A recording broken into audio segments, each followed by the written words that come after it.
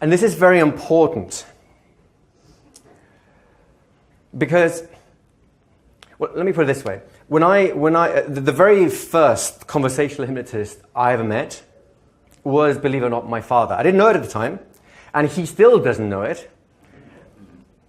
But every time I get into some bigger trouble, I'll give you an example of what I mean by bigger trouble. About age 3 or 4, my brother and I were playing on the balcony with little dinosaurs and whatever, and one slipped over and fell down, 14 stories, whatever it is, to the courtyard below, right? So we looked at each other. I thought, that's pretty cool. We did it again. Well, long story short, by the time my father arrived half an hour later, everything in the room had gone over the balcony. And when I say everything, I mean the mattress, the clothes, anything that was not too heavy for a 4-year-old boy to lift went over the balcony. My father wasn't very happy about that. But, I don't know what your experience growing up was, but my father was a very, very patient man. Instead of just losing his temper and shouting and going, locked in a cupboard for 5 years, he just sat us down. And he looked at us, my brother and I. I'm sharing the responsibility on this one. And he said, what's going on? What are you guys doing? Do you really think this is right? Now you can imagine how much a 3 and a 4-year-old boy would be squirming under the intense, loving, but slightly disappointed gaze of someone like that. And without ever having to tell us what to do, without ever having to threaten large punishments and hell and devils poking you with sticks, somehow he had us always self-correct. And the key to it was always the attitude he brought to the game. Now, we're going to do an experiment about this in a few moments' time to see if you can generate the same kind of attitude inside yourself that will suck people around you into natural trances. They won't know it's happening, but they'll feel different. And then you have the freedom to do whatever you want. If you want to use a formalized technique that you enjoy, go ahead. It will have more impact.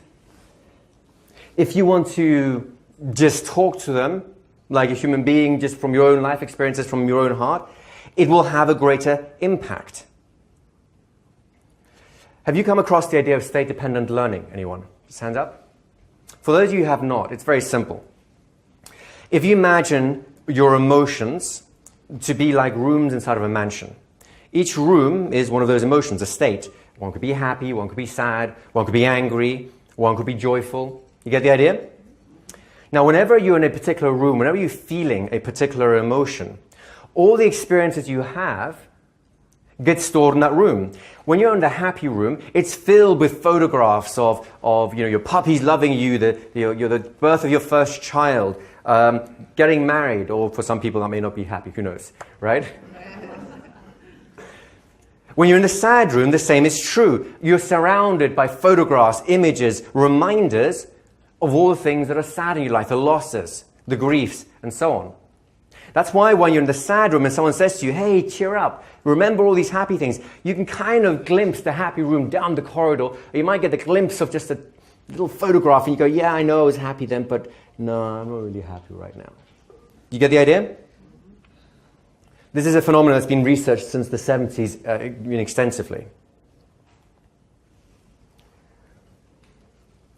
So if everything you have learned is stored inside of one of these emotional rooms inside your mind, that's one of the ways to get at it, then when you switch your mood, your mindset, you have access to different resources. You know this, you've experienced this, and this is how a lot of hypnotherapy gets done, is it not?